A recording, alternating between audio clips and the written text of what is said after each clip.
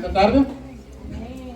Es una bendición estar en la casa de Dios. Póngase de pie, no por reverencia a mí, más reverencia a la palabra de Dios, la cual vamos a tratar de explicar un poco y ojalá Dios le hable a su vida como me habla la mía, y agradezco a Dios.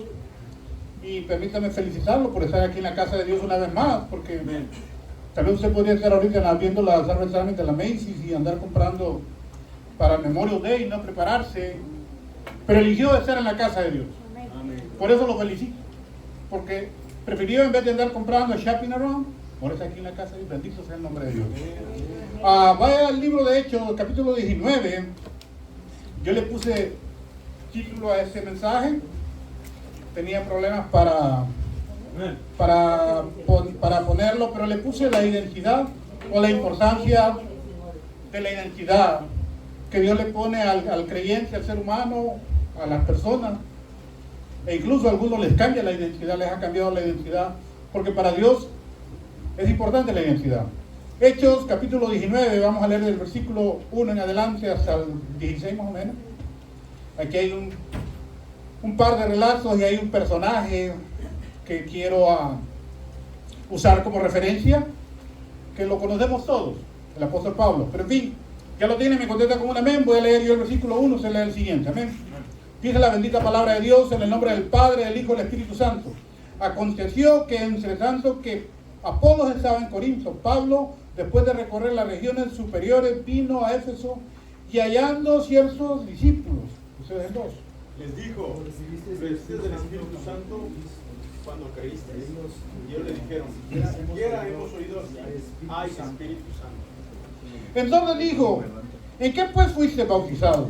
Ellos dijeron: en el bautismo de Juan. Entonces dijo: ¿en qué pues fuiste bautizados? Diciendo al pueblo que creyese en aquel que vendría después de él, esto es, en Jesús el Cristo. Cuando oyendo esto fueron bautizados en el nombre del Señor Jesús. Y habiéndoles impuesto a Pablo las manos, vino sobre ellos el Espíritu Santo, que hablaban en lenguas y profetizaban. Eran por todos unos 12 hombres. Y entrando Pablo a la sinagoga, habló con denuedo por espacio de 3 meses, discutiendo y persuadiendo acerca del reino de Dios. Pero endureciéndose algunos y no creyendo, maldiciendo el camino delante de la multitud, se apartó Pablo de ellos y se separó, y los discípulos discutiendo cada día en la escuela cada uno de ellos llamado Cirano. Así continuó por espacio de 2 años, de manera que todos los que habitaban en Asia, judíos y griegos, oyeron la palabra del Señor Jesús. Y hacía Dios milagros extraordinarios por mano de Pablo. De tal manera que no se llevaban a los enfermos los paños o delantales de su cuerpo, y las Le voy a suplicar que vuelva a leer ese versículo 12, por favor. Quiero que hagamos énfasis en esto. Le tocó a usted.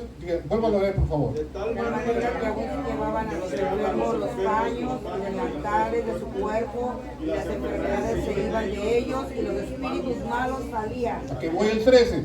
Pero algunos de los judíos exorcistas, ambulantes, incensaron invocar el nombre del Señor Jesús sobre los que tenían espíritus malos, diciendo: os conjuro por el nombre que predica Pablo. Había 7 hijos de un tal Esceva, judío, jefe de los sacerdotes, que hacían. Pero respondiendo el espíritu malo, dijo: a Jesús conozco, y sé quién es Pablo, pero vosotros, ¿quiénes sois? ¿O qué demonios sois? Y el hombre que estaba en el espíritu malo, saltando sobre ellos y demandándolos uno más que ellos, de tal manera que huyeron de aquella casa desnudos y heridos. Vamos a parar ahí. Padre, en esta tarde, en el nombre de Jesús, el nombre que es sobre todo nombre, porque no hay otro nombre dado a los hombres sino el de Jesucristo. En el nombre de tu Hijo amado, Padre Santo, del cual, Señor, huyen los demonios, huye Satanás, huye, Padre Santo, cualquier inmundicia, Padre, que está queriéndose oponer sobre la obra de Jesucristo. Padre, en esta tarde, Señor, habla a tu pueblo, habla a tu iglesia, habla a mi vida, Señor Jesús. Usa mis labios, usa el conocimiento que me has dado, Padre Santo, para predicar, para testificar, Padre Santo, su gloria y su nombre sea exaltado, Padre. Porque eso es lo que necesitamos en este lugar, Padre. Exaltar su nombre, alabar su nombre. No hemos venido a perder el tiempo, Señor, hemos venido, Señor, a escuchar, Señor, aleluya, tu voz en esta tarde. En el nombre de Jesús, háblanos, Padre. Amén. Y amén. Siéntate, querido hermano, joven, señorita, ¿verdad, hermano? Que teníamos una semana de no vernos, con algunos nos vimos el día de ayer, también en otra situación diferente. Pero gloria a Dios. Con algunos no nos habíamos visto ya hace una semana, con la hermana Vega no nos habíamos visto, ¿no? Pero gloria a Dios, nos escuchamos el jueves en el estudio bíblico, que ahí enseñó la palabra de Dios, bendito sea el nombre de Dios. Pero qué bueno que los que están ocupados y siguen ocupados en la obra de Dios se mantengan siempre ocupados. Les puse a este sermón la identidad. ¿Qué es la identidad o para qué sirve la identidad o por qué Dios usa la identidad de una persona? Como usted se llama o su nombre que usted tiene, prácticamente en su driver license o en su ID dice su nombre correctamente con apellido y su segundo nombre, ¿verdad? Que usted tiene. Esa prácticamente es su identidad. Pero eso no define quién es usted, cómo actúa usted. La identidad que tenemos delante de Dios o para Dios vale mucho y de mucha importancia. Hasta el grado que Pedro se llamaba Cefas y Jesús automáticamente le cambió el nombre porque dijo que Cefas, el nombre significaba que era una caña débil. Pero cuando le dijo Pedro, ya tú eres una piedra, ya eres fuerte. Jesús mismo le cambió el nombre a Pedro, y Pablo al principio no era Pablo, era Saulo de Tarso. Pero después de que se convierte, que ora Ananías por él, ya Saulo de Tarso desapareció y aparece Pablo. ¿Desde cuándo usted? Hay diferencias, porque para Dios tiene mucha importancia la identidad de un ser humano o de una persona que, digamos, olvídese de los seres humanos que no sirven a Dios, pero de los que sirven a Dios. Y eso quiero que usted haga énfasis porque en el cielo, allá Dios va a preguntar, Dios Santo, Dalia Hernández, Carlos Valiente, Trinidad Olá, Emirey Balbá, va a preguntar por cada uno y por nombre. Vamos a aparecer ante el trono divino de Dios. Su identidad, su identificación, dice que la va a poner Dios, la va a esculpir, la tiene esculpida en la palma de su mano y que tenemos una piedrecita con nuestro nombre en ese lugar. Ok, para que usted entienda la identidad, lo primero que Satanás o los demonios, los mismos infiernos, tratan de destruir o van a tratar de destruir es la identidad de una persona. Lo que es. Lo que ha construido por años, el diablo lo quiere destruir si es positivo. Su nombre, lo que usted hace, lo que se ha hecho. Eso el diablo quiere destruir. Usted ha sido un buen creyente que ha servido a Dios, el diablo quiere destruir eso. Y lo primero que hace el diablo para destruir un ministerio, destruir a cualquier creyente, es destruir su identidad o lo que es. Y lo que ataca directamente, los que servimos a Dios sabemos muy bien eso, que nuestro ministerio trata primero de ser atacado y trata de poner por los suelos la identidad de la persona que está dirigiendo la obra. Para que nos entendamos, eso es para los líderes, pero a la misma vez quiero decirle por qué para Dios tiene gran importancia la identidad.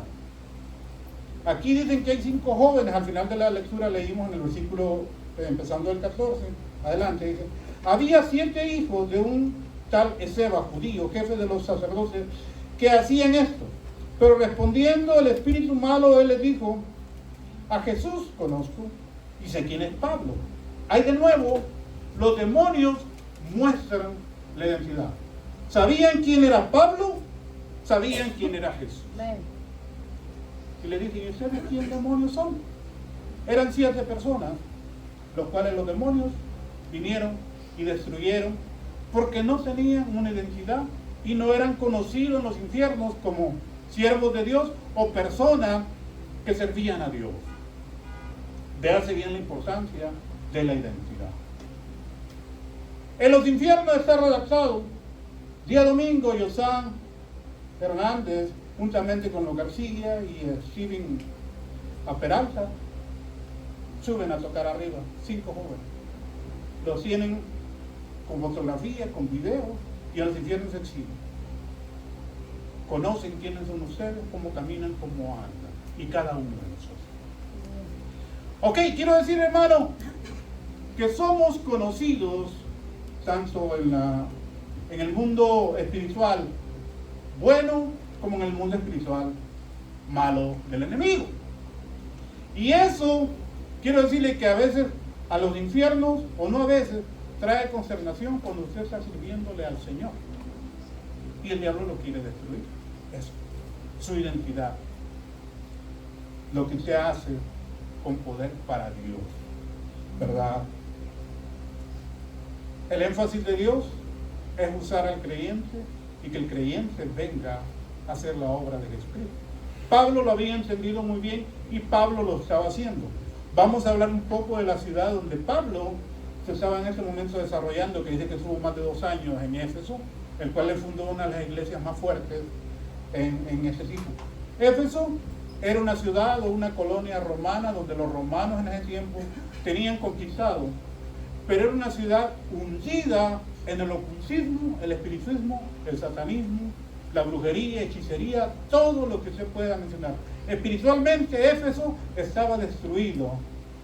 Y Pablo llega a ese lugar, a esa ciudad, donde prácticamente reina el diablo y la oscuridad.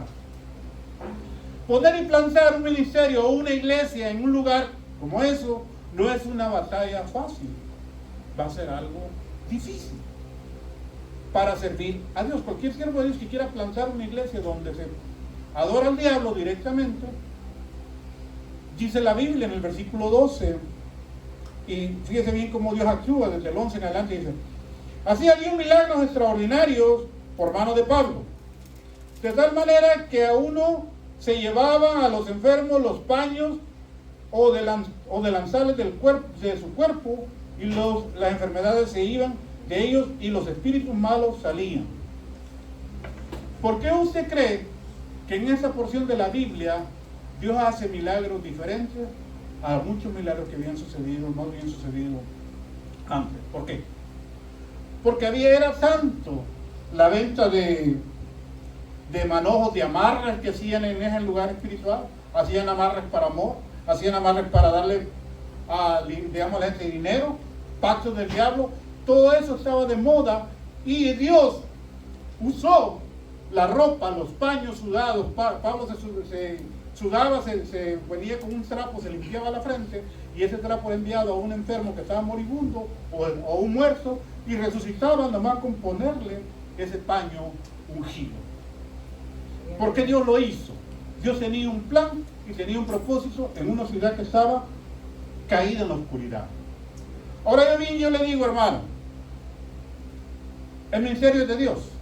Este mismo Pablo, así como Dios está usando su vida, le da consejo a su hijo espiritual, Timoteo: ¿sabes qué? Toma vino para que tu estómago sea sanado, porque él había orado y no había pasado nada con su hijo espiritual. Timoteo, hijo de Odenice, ¿cómo se llamaba la abuela que lo había creado? Pero en fin, el mismo Pablo dice la palabra de Dios que él mismo padecía de un aguijón en la carne que se le había dado puesto para que no se engreíera y se hiciera muy grande. O sea que los milagros que Pablo, o en la vida de Pablo sucedían, no eran de él, eran de Dios y eran del Espíritu Santo. Dios marca bien esos márgenes sobre un cuadro y mete la pintura en el cuadro para que usted se dé cuenta que es Dios el que siempre tiene y va a tener el control de la obra de Dios. ¿Estamos de ahí de acuerdo? La identidad. A veces, hermano, el enemigo que viene a atacar la iglesia, o cuando queremos, nos metemos en terrenos donde el diablo dice: ese es mi dominio y aquí no llega nadie. Usted se va a meter en ese momento, se mete en una lucha directamente con los infiernos, con Satanás. Y usted no puede llegar muy sabrosamente a decir: aquí voy a poner mi iglesia, donde el diablo está dominando. Ahí hay brujería y hechicería. Usted tiene primero que ayunar, atar, orar hacer vigilia, hacer guerra espiritual, porque los demonios se manifiestan alrededor de ese lugar. Por eso a veces muchos ministerios fracasan.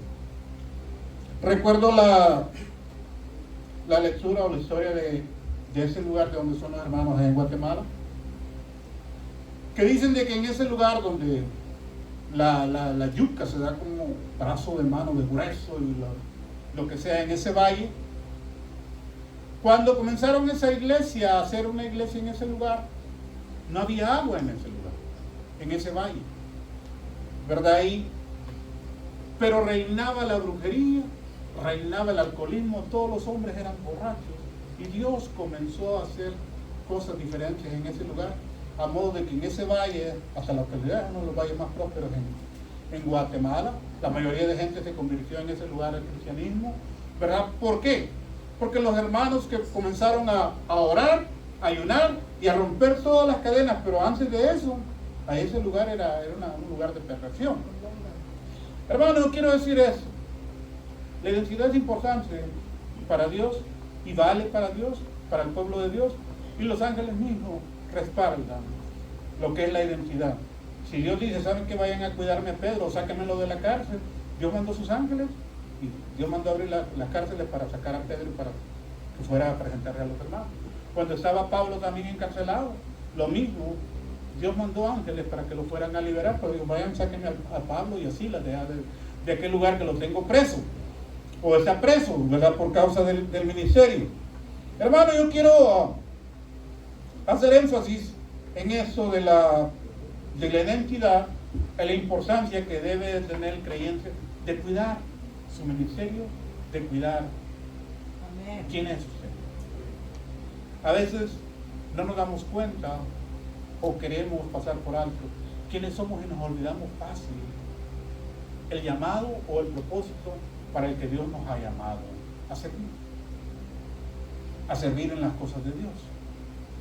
Cuando está realizando un ministerio o hay un ministerio que va a comenzar, que no tenemos todavía nosotros la identidad o no sabemos a lo cual Dios nos está llamando para hacer, lo desconocemos, pero Dios ya tiene un plan y tiene un propósito y tiene un ministerio para nosotros, para nuestra vida. Y ese ministerio, cuando lo comenzamos ayunando, comenzamos orando, ganando, tocando, llamando, trayendo gente, animando gente, no sé, usando nuestros recursos naturales, nuestro dinero, lo que sea, para ganar gente y traerlos a las cosas de Dios. Pero ese es el propósito, ese es el llamado que Dios le da a un individuo que Dios quiere usar o que está usando. Ahora yo quiero decirle, hermano, su propósito, por muy pequeño que sea, y recordaba yo el día de ayer, sentándome con una de las personas que cuando vine a este país fueron los primeros que conocí en la otra iglesia. Recuerdo un hermano, cada domingo ese hermano, a veces lo miraba, a veces no lo miraba, no era muy fiel en la obra, pero cuando estaba en el servicio, cada servicio que teníamos, levantaba el pastor pasan los enfermos, era el primero en levantar la mano y siempre él era uno de los que pasaba adelante por alguna necesidad de enfermedad en su vida. Lo que yo quiero decirle es que tal vez su identidad de él, para mí, yo como joven en aquel tiempo creciendo, en aquel tiempo estaba yo más joven, soy joven todavía, pero estaba yo todavía en ese tiempo joven. Recuerdo que ese hermano no bendecía mucho mi vida por su inconstancia que tenía así, pero una vez yo venía derrotado, lo cual yo venía a la iglesia caminando desde allá por la 17 acá a la Flower, y dije yo, este va a ser mi último día que yo estoy aquí en la iglesia y me voy a ir. Yo tenía ganas ya como plan con maña de irme, me quería yo ya, ¿verdad?, jubilar de esta iglesia y me voy a ir a buscar otra iglesia, no sé. La cosa es que ese día yo me lo encuentro al hermano en la entrada de la iglesia barriendo el patio, cosa que nunca hacía tampoco el hermano, pero ese día estaba ahí, y me encuentra y me dice: varón de Dios, tú eres de mucha bendición, yo te veo que tú eres joven, que tú eres aquí, que tú eres allá. Y pues honestamente le digo, a mí me inyectó ese hermano positivismo. Yo venía derrotado y venía ya con ganas de tirar la toalla y no caminar en el evangelio, y Dios usó a ese hombre, el cual para mí era una persona que no era muy importante, ni muy fiel, ni su testimonio lo respaldaba, pero Dios usó a esa persona para hablarle a ese Señor. ¿Qué quiero decir con esto, hermano? Que no podemos ceder en la iglesia a nadie, ni más pequeño ni más chico, porque es una persona de gran importancia en las manos de Dios. Tal vez a usted no le ha servido, no le va a servir, pero por ahí, por algún lugar, esa persona va a servir en la obra de Dios. Y solamente Dios, en los misterios de Dios, conoce cómo y cuándo. No va a ser igual que su ministerio, porque a cada uno de nosotros tenemos un ministerio diferente, una manera diferente de servir en las cosas de Dios. Lo queramos o no lo queramos aceptar, ¿verdad? Por años, por tiempo, yo me acuerdo en otra iglesia, yo trabajando con los muchachos, con los jóvenes, y después trabajando con las muchachas, no teníamos pleito entre nosotros por causa del ministerio, porque cada uno de nosotros teníamos un ministerio diferente y un servicio diferente de servir a Dios. Y a veces en ese batallar usted tiene que encontrar cuál es su ministerio. Por eso yo no creo que Leilani y Sarita aquí estén de... Dios las ha traído a este lugar y tienen un ministerio cada uno de ustedes. Y allá en México, cuando van a México, cuando estén en algún lugar, Dios usa sus vidas porque usted tiene un propósito para Dios. No para mí, que conozco eso de caminar en las cosas de Dios, tiene un significado grande porque sé que el Señor usa a cada una de las personas que se acercan a Dios. Quiero que vayamos al libro de Jueces, capítulo 4, y voy a nombrar otra persona o referente a lo mismo que tenemos de la personalidad. Jueces, capítulo 4, aquí está una mujer. Y lo traigo yo en referencia a eso de hablando de la identidad, porque el pueblo de Dios a ese tiempo había perdido su identidad por causa de su pecado. Si usted lo tiene, voy a leer yo el versículo 1 y de ahí vamos para adelante. Vamos a leer unos 10, 15 versículos. Dice: Débora Barak derrotan a Sisara. Después de la muerte de Og, los hijos de Israel volvieron a hacer lo malo ante los ojos de Jehová. Ese es el 2. Jehová los tendió en manos de Saúl, rey de Canaán, cual reinó en Azor, y capitán de su ejército se llamaba Sisara, el cual habitaba en Jarosel, Entonces los hijos de Israel clamaron a Jehová porque aquel tenía 900 carros errados y había oprimido con crueldad a los hijos de Israel por 20 años. ¿Por cuánto tiempo? 20 años. Sigo usted el 4. Gobernaba en aquel tiempo a Israel una mujer, Débora, profetisa, mujer de la... Y acostumbraba a censarse bajo la palmera de Débora entre Ramá, Betel y el monte de Efraín, y los hijos de Israel subían a ella a juicio. Y ella envió llamar a Barak, hijo de Abinoam, de Ceder, de Neftalí, y le dijo: ¿No te ha mandado Jehová, Dios de Israel, diciendo: ve, júntate gente en el monte de Tabor, toma contigo 10,000 hombres de la tribu de Neftalí y de la tribu de Zabulón? Y yo atraeré hacia sí al arroyo de Sisón, a Sisara, capitán del ejército de Javín, con sus carros y su ejército, y lo entregaré en sus manos. Barak le respondió: si tú fueres conmigo, yo iré, pero si no fueres conmigo, no iré. Ella dijo: iré contigo, mas no será suya la gloria de la jornada que emprendas, porque en mano de mujer venderá Jehová a Sisara. Y levantándose Débora fue con Barak a Cedes. Y juntó Barak a Zabulón y a Neftalí en Cedes, y subió con 10,000 hombres a su mando, y Débora subió con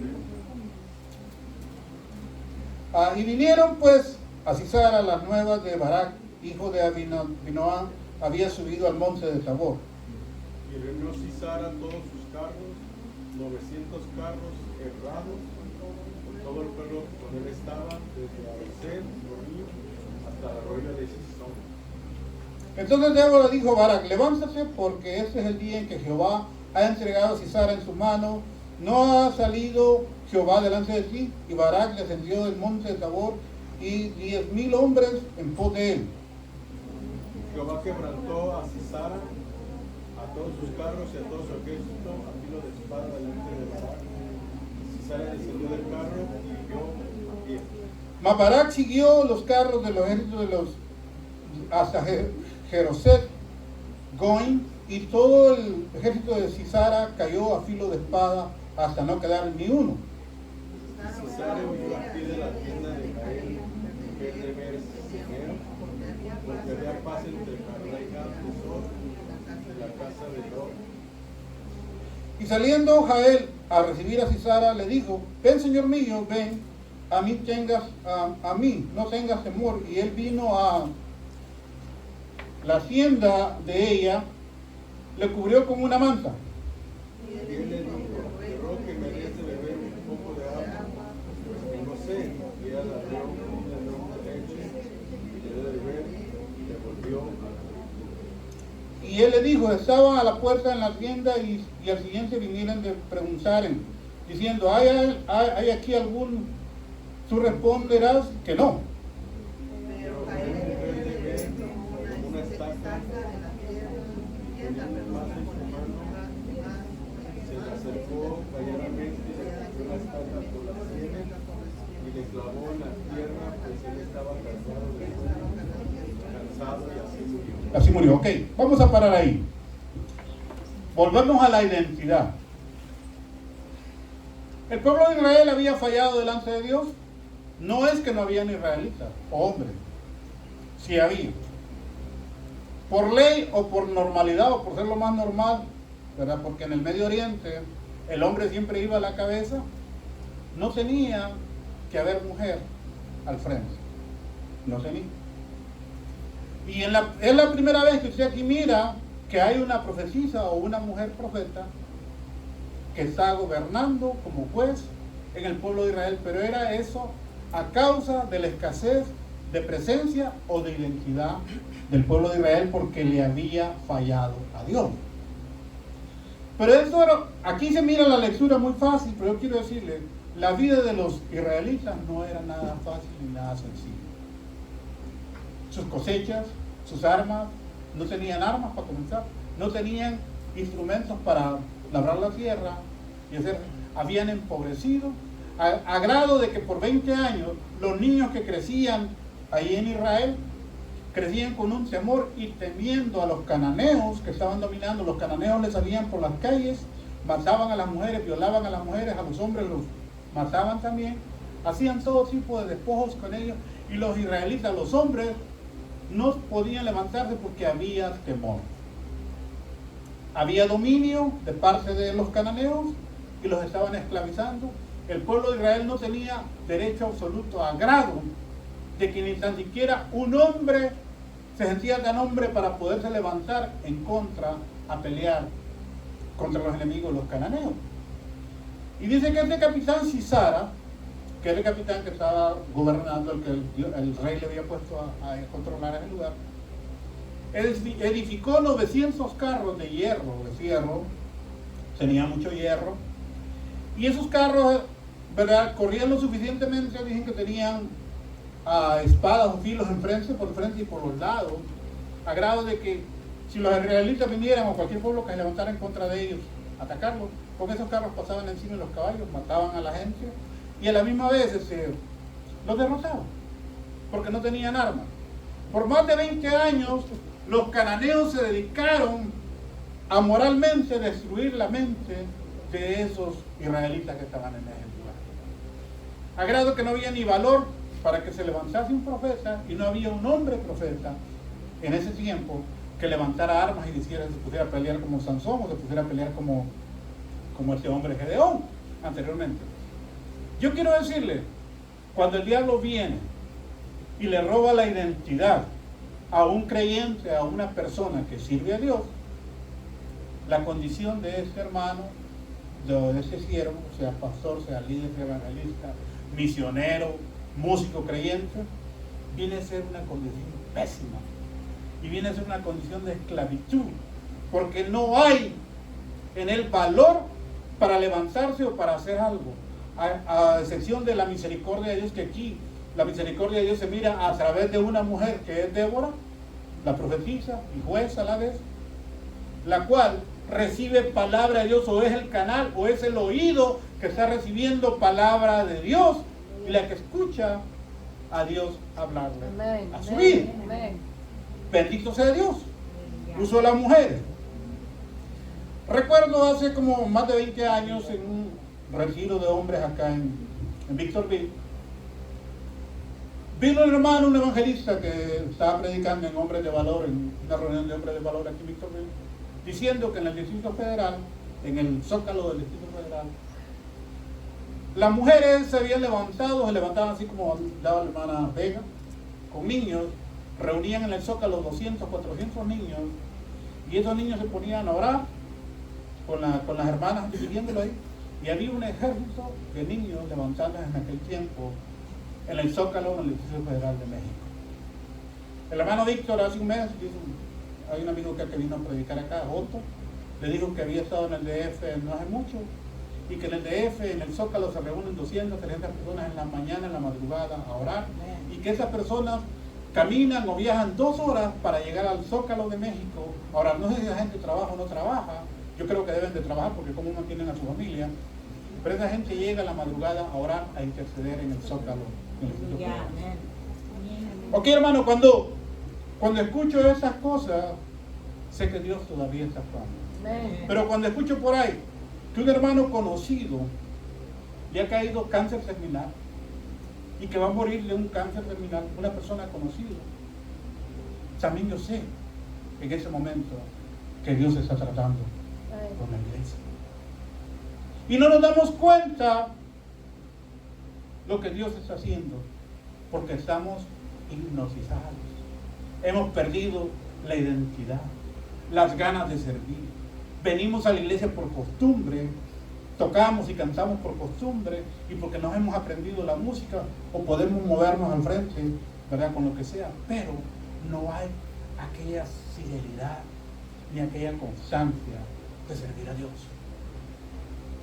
Nos hemos olvidado que el propósito divino de Dios en la casa de Dios es servir, alabar y adorar y darle la gloria a aquel que vive por los siglos de los siglos, que nos ha llamado de las tinieblas a la luz, nos ha rescatado del lodo cenagoso y nos tiene ahora sentados en su casa. Pero Dios no lo tiene a usted ni a mí, no lo tiene para adorno. No nos ha salvado Dios para como un arete que trae usted aquí de adorno y que lo va a usar. No. Dios quiere usar su vida para que ganemos al perdido, al que se está llevando el diablo al infierno. El que día a día Satanás está usando su vida y se lo está arrebatando, lo está poniendo a vender drogas, a drogarse, a alcoholizarse, a hundir su vida en todo tipo de pecado. Y usted y yo, bien, gracias, gloria a Dios. A veces hasta lo empujamos más para que se vaya más al infierno, no certificándole las cosas del Señor. Dios quiere usarnos ahora en este Señor. Veo yo los últimos 10 años cuánta gente conocida que conozco se ha ido yendo de uno se van yendo los que menos pensaban. La sobrina de la hermana no tenía ni 30 años, ¿no? Y ahorita la están enterrando, la vamos a velar, vamos a tener un servicio pronto. Ni 30 años, una persona joven. Que esa persona un año atrás, yo pienso que ella ni pensaba que iba a morir de lo que acaba de morir, de lo que murió. ¿Qué sucede con la iglesia? ¿O qué está pasando con la iglesia, con los creyentes, con los cristianos? Parece que pintarnos las uñas o traernos zapatos de tacones o ropa de marca no está haciendo mucho efecto. Pintarnos el pelo de colores, no sé, las cejas de colores, lo que sea, no está haciendo mucho efecto. Creo que tenemos que hacer algo diferente a lo que estamos haciendo ahora. Y Dios está hablando a su pueblo, a su iglesia. Dice la palabra de Dios, el que tenga oídos, oiga lo que el Espíritu habla a su pueblo. Si tenemos oído y creemos en Dios, creo que usted y yo podemos hacer un poco más de lo que estamos haciendo en la obra, para la obra de Dios. Ahí me incluyo yo, hermano. Porque si estoy creyendo que lo que estoy haciendo es suficiente, no. Años atrás yo hacía mucho más. Mucho más. Ahora debería ser lo contrario, en vez de debería ser más, porque lo que hice años atrás, ahora tenía que ser multiplicado por lo que hacía. Esa es mi parte, ese soy yo. Y yo soy responsable de mí, yo voy a dar cuenta por los míos, pero usted, ¿qué es usted? ¿Qué está haciendo? ¿Qué va a hacer? Creo que le va a tener que cortar al Snapchat o al Facebook o al teléfono celular, que ya cancelarlo, y va a comenzar a predicar el evangelio de verdad. No sé, yo no lo sé, hermano, pero yo quiero decirle que Dios quiere usar a su pueblo ahora en este tiempo. Y primero llama al creyente, al que conoce de Dios, pero si no, ya nos damos cuenta una vez, Dios usó al burro. El burro fue más sabio que el profeta y el burro fue usado. No esté creyendo como los israelitas, los judíos creían. Somos hijos de Abraham y a nosotros nada nos pasa, nunca hemos sido esclavos. Otra mentira. Cuando estuvieron en Egipto, estuvieron 450 años esclavos y diciendo que nunca habían sido esclavos y que eran hijos de Abraham. Juan Bautista les dijo, Dios puede levantar hijos de Abraham de esas piedras. Y así es, hermano. Si usted y yo rechazamos el servir a Dios y no queremos servir a Dios o no hacemos el servicio a Dios, Dios va a levantar, ya no va a venir el latino, va a venir el chino con los ojos de zipper a predicarnos en español y que duro, ¿eh? Aquí me ha tocado ver, aquí en la Alexandra, por donde viven esos muchachos. Ahí andan los chinos vendiendo tortilla mexicana, el chino viene de no sé dónde vendrá, pero ahí anda vendiendo tortillas y vendiendo pan mexicano. ¿Qué quiere decir eso? Es una vergüenza que al latino, un chino le venga a vender tortilla que es latina y pan mexicano, cuando debe ser el latino el que está vendiéndole al latino. Quiero decir eso, que Dios, si tú no quieres hacer el trabajo, y ya tiene un moreno, tiene un chino, no sé, y te va a dejar así a un lado y así te va a poner por cola y no vas a hacer cabeza. Eso es lo que Dios puede hacer. Es el tiempo, iglesia, que nos levantemos como pueblo de Dios y que como pueblo de Dios comencemos a hacer la obra de Dios, porque lo que estamos haciendo no es suficiente para Dios. No es suficiente. Si nos gozamos 10, 20 y gloria a Dios y aquí bien gozosos y estamos bien contentos, pero ahí hay 1000 que se están echando a perder. Y esos 1000 a Dios le interesan. A usted y a mí tal vez no nos interesan, pero a Dios sí le interesan esos 1000 que están yendo al infierno porque no les predicamos, no les certificamos, no les decimos que Dios los ama, que Dios quiere tratar con ellos. Débora, en medio de miles, porque dice la palabra de Dios cuando este Barak se levantó, reunió 10,000. En medio de miles de hombres, se levantó una mujer que no estaba sorda y que escuchaba la voz de Dios. Una mujer despreciada por la sociedad, porque en aquel tiempo en el Medio Oriente la mujer tenía menos valor que un perro, menos valor que lo que usted me quiera, lo más bajo podría decirse. Así era tratada la mujer. Además, el hombre caminando adelante y la mujer así del lado de atrás, caminando detrás de él con los hijos. El hombre nunca caminaba a la par de la mujer. Eso ha venido después de la liberación femenina aquí en Estados Unidos, que la cosa cambió. Las mujeres vienen acá votando y quieren al hombre a la par, y si el hombre no le abre la puerta, pues ya se metió en problemas, ya no le dan de cenar o no sé qué. Pero eso es aquí en Estados Unidos, en el occidente, pero antes no era así, en el Medio Oriente, hasta la actualidad no es así.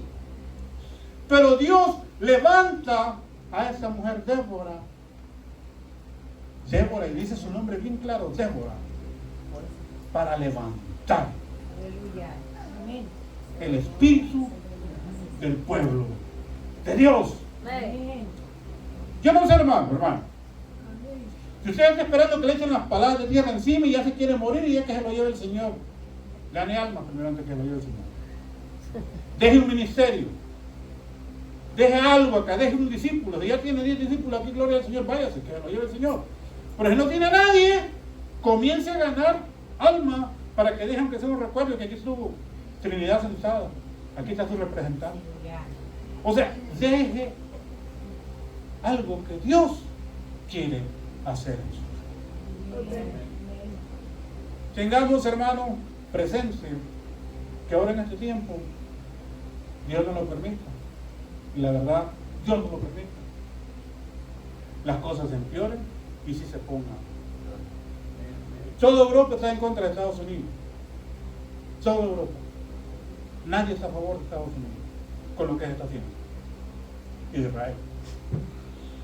Que quita que uno de esos locos ya no va a ser un árabe, va a ser un europeo, un francés, un italiano, un portugués, y vengan a hacer cosas aquí a Estados Unidos.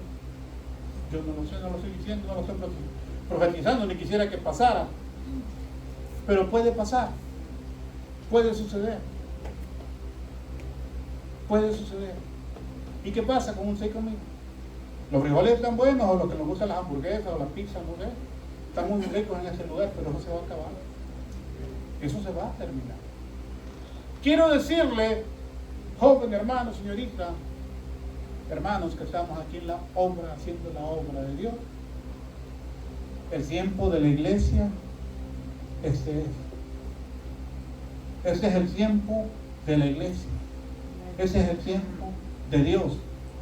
Y si creemos que estamos haciendo suficiente, quiero decirle que no, para Dios no es suficiente.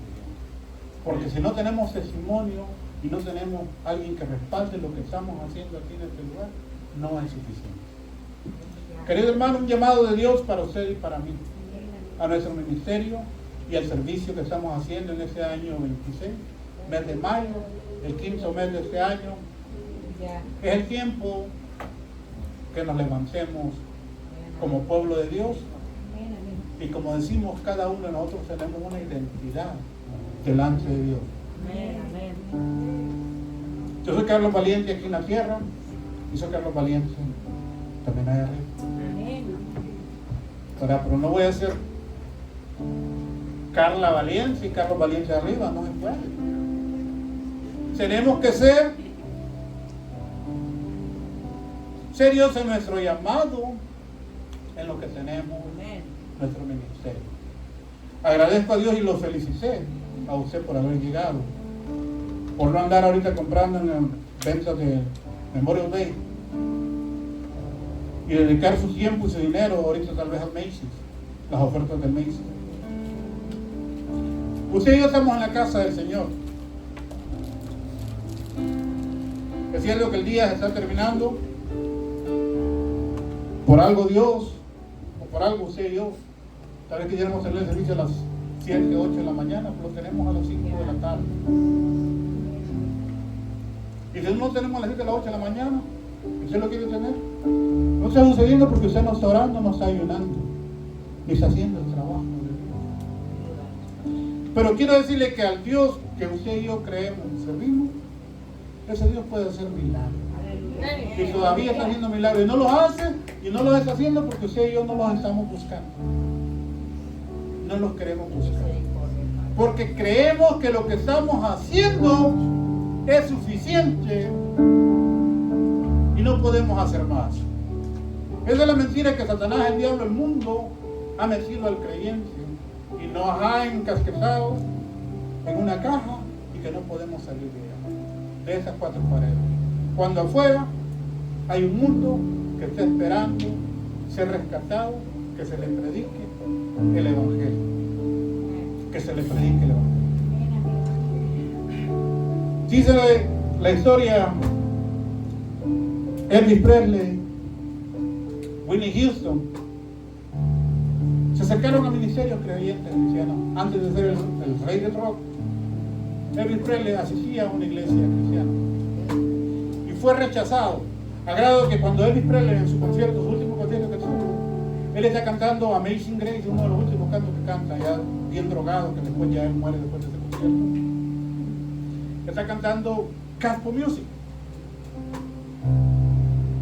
Un joven que fue rechazado, que el mundo, que Hollywood le dijo amén, aleluya, vente para acá que aquí gente queremos, y fue usado por Satanás, fue usado por el diablo en el mundo. Whitney Houston